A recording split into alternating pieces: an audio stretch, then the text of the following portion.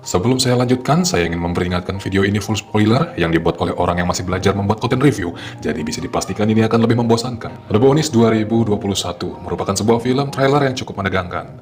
Terdapat teror yang sangat mengerikan menghadapi para pendaki yang berkemah di hutan. Mereka menghabiskan korbannya dengan sadis, sepertinya sih seperti para psikopat gitu. Buat yang gak suka darah, mohon untuk cari film yang lain ya guys ya. Berawal dari sejumlah pria yang melakukan pesta lajang secara unik dengan berkemah di hutan, bukannya mengadakan pesta di kota, mereka justru memilih tempat terpencil yang berada di dalam hutan. Pria-pria itu menggunakan topeng dan terlihat lebih aneh ya. Nah, bagaimana sih teror yang akan mereka dapatkan nantinya? Ayo kita masuk ke ceritanya. The Bonis 2021.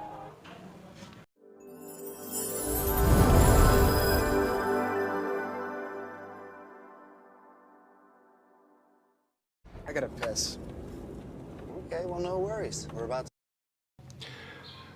Film dibuka dengan memperlihatkan tiga orang pria yang sedang berada di dalam mobil. Mereka adalah Marcus, Will, dan Aaron. Mereka sedang melakukan perjalanan menuju hutan dan berkemah dan bersenang-senang. Sebelum melanjutkan perjalanan, mereka berhenti di sebuah bar untuk pipis, BAB, memesan makanan, dan mungkin beristirahat sejenak, memikirkan hidup yang tak kunjung sukses kayak saya. Marcus yang baru saja duduk melihat seorang wanita yang sedang sendirian di sebuah meja. Lalu Marcus pun mendekatinya dan mengajaknya berbicara. Namun ternyata wanita itu telah memiliki pasangan, seorang pria berkepala botak yang tiba-tiba menghampiri si Marcus. Dia bernama Jeremy dan si wanita tidak lupa adalah Haley. Karena merasa tidak senang melihat Marcus tengah menggodai kekasihnya yang gurih itu, dan akhirnya terjadilah percekcokan. Perkelahian di antara keduanya pun menjadi tontonan pengunjung di bar itu. Karena dirasa pertarungan itu tidak berfaedah, sang pemilik bar pun muncul dari belakang pintu dan segera mengamankan situasi dengan menyuruh mereka semua untuk segera meninggalkan bar miliknya. Sementara itu, di waktu yang bersamaan, terlihat sepasang kekasih yang sedang dimabuk asmara di dalam mobil. Mereka sedang menyelenggarakan proyek pipis enak yang sudah lama tenggelam. Namun tiba-tiba pasangan gabut itu dikejutkan dengan hantaman benda keras yang mengenai kaca mobil mereka. Tapi ternyata hanyalah seekor burung.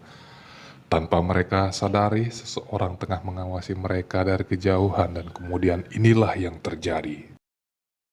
I mean, the stupid thing probably just flew into the window anyway. I don't know why it's so intense.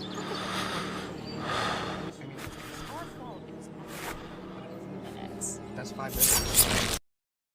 Ya, mereka semua mati, kisah cinta mereka berdua pun berakhir beserta nyawanya.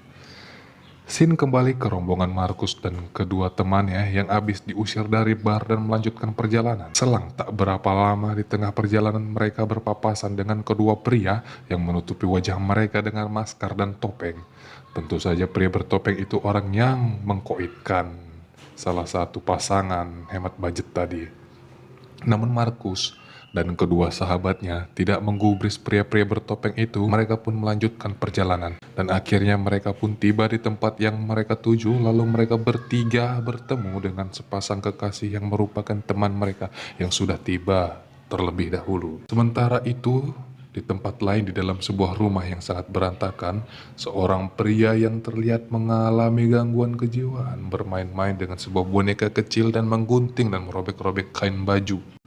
Masih di lokasi yang sama juga, terlihat pula seorang pria memegang sebuah pisau dan mendekati seorang wanita muda yang terikat pada kedua tangannya. Lalu pria itu menghabisi wanita tersebut secara bertubi-tubi dengan menggunakan sebuah palu dan pisau. Wanita ini pun tewas dengan mengenaskan. Siang pun berganti malam. Di lokasi perkemahan, Marcus dan teman-temannya berkumpul dan berbincang-bincang ditemani dengan api unggun yang menghangatkan tubuh mereka dari dinginnya udara malam. Sementara itu, sepasang suami istri yang sempat berseteru dengan Marcus tadi siang sedang bertengkar memperdebatkan tingkah laku cowok yang temperamen dan sangat emosional, di mana hal tersebut membuat hubungan mereka rusak dengan pertengkaran yang tak seharusnya mereka perdebatkan. Pagi pun tiba. Marcus dan Aaron terbangun dan melihat seorang pria sedang berdiri dan memperhatikan mereka. Pria itu memegang sebuah rantai besi dan sebuah kapak. Namun pria itu hanya menatap mereka, di mana hal itu membuat mereka berdua kebingungan. Dan anehnya lagi, pria itu pergi tanpa mengatakan sepatah kata pun. Beberapa jam kemudian, sebuah pria Sebuah pria goblok. Beberapa jam kemudian, sebuah mobil meluncur dan berhenti di pinggir jalan tak jauh dari lokasi Marcus in the Gang mendirikan tenda. Ya, pemilik mobil tersebut adalah Jeremy dan istrinya, si Haley. Mereka mengunjungi tempat itu untuk berburu rusa. Lalu si Lalu si Koplok mengajak Harry untuk masuk ke dalam hutan, namun dia menolak dan ingin tetap berada di mobil. Jeremy pun pergi sendiri dan masuk ke dalam hutan tanpa membawa satupun alat perlindungan diri. Ketika sudah memasuki hutan, Jeremy mendengar suara siulan yang terdengar begitu kencang. Ketika sudah memasuki hutan, Jeremy mendengar suara siulan yang terdengar begitu kencang. Ia berhenti sejenak untuk mencari asal suara tersebut. Tanpa dia sadari, ada seorang bertopeng dengan panah busur yang sedang memperhatikannya. Karena dia cowok yang kurang peka terhadap lingkungan dan pasangannya sendiri, maka inilah yang terjadi. Anak panah yang menancap dan menembus punggungnya membuatnya tak dapat lagi berlari dengan normal, hanya bisa terus berjalan dan dalam keadaan loyo, tak bergairah menuju tempat sang pacar sambil memanggil namanya. Namun usahanya tak dapat didengar oleh sang pacar karena mbak ini sedang menggunakan earphone dan tak dapat mendengarkan teriakan kekasihnya. Sampai akhirnya Jeremy pun tewas. Menyadari kekasihnya tak kunjung datang, si cewek pun menyusul masuk ke dalam hutan. Sambil sesekali meneriaki dan memanggil nama pacarnya, namun tak ada sautan. Namun ketika dia melihat sebuah topi di atas tanah, mbak ini sadar bahwasannya topi ini milik kekasihnya. Namun karena darah yang membasahi dan mengotori topi, si cewek ini membuatnya ketakutan. Namun, karena darah yang membasahi dan mengotori topi, si pacar membuatnya ketakutan dan merasa sesuatu yang buruk telah terjadi pada pacarnya. Bukannya mencari, si mbak malah pergi meninggalkan hutan itu dan bergegas kembali ke mobil. Namun, ketika ia baru saja tiba di depan mobil, niatnya untuk kabur harus berhenti karena salah seorang pria bertopeng menghentikan langkahnya dan menculiknya. Di tengah pinggiran kota, pria gemuk misterius pembawa rantai mendatangi seorang sheriff yang bernama Sheriff Marty. Sepertinya sang sheriff dan pria tambun itu terlihat sudah saling mengenal sebelumnya.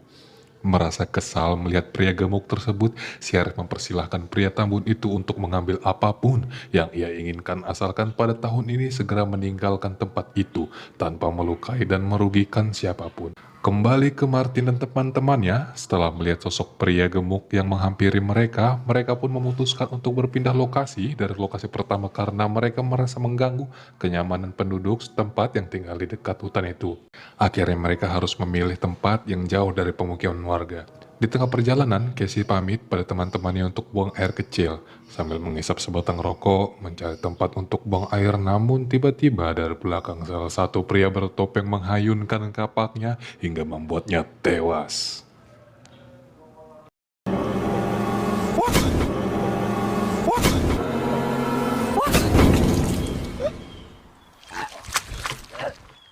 Setelah itu, si psikopat dengan lahapnya memakan isi kepala si Casey, dan salah satu saudara pria psikopat itu pun muncul dan mereka saling merebut isi kepalanya.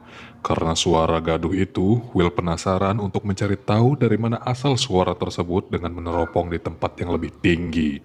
Dengan teropongnya, Will melihat kejadian mengerikan tempat di depan matanya di mana dua orang pria tengah memperebutkan badan Casey yang sudah terbujur kaku. Will yang terlihat ketakutan mundur secara perlahan, namun seperti film biasanya, Will tak sengaja menginjak ranting patah dan membuat suara yang membuatnya jadi ketahuan. Will pun lari dan berteriak mengajak teman-temannya untuk segera berlari meninggalkan tempat itu. Tanpa banyak kata dan pertanyaan, mereka terus berlari dan tak tentu arah menuju lokasi perkemahan. Namun apes bagi Jordan, dia harus terhenti di mana anak panah menembus tubuhnya dan tewas seketika. Will, Marcus, dan Aaron tidak dapat melakukan apa-apa, mau tak mau mereka harus meninggalkan Jordan dan terus berlari untuk menyelamatkan diri. Sesampainya di tenda, Aaron stres, bingung, dan terlihat sangat panik, sementara Will dan Marcus mencari kunci mobil yang tak tahu berada di mana.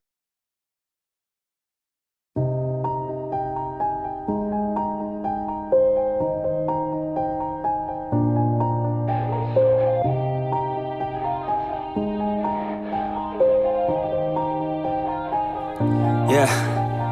Everybody Everybody knows that I'm breaking down. Everybody knows I ain't faking now. Everybody knows my heart's vacant now. Yeah, she hates me now, I made mistakes but now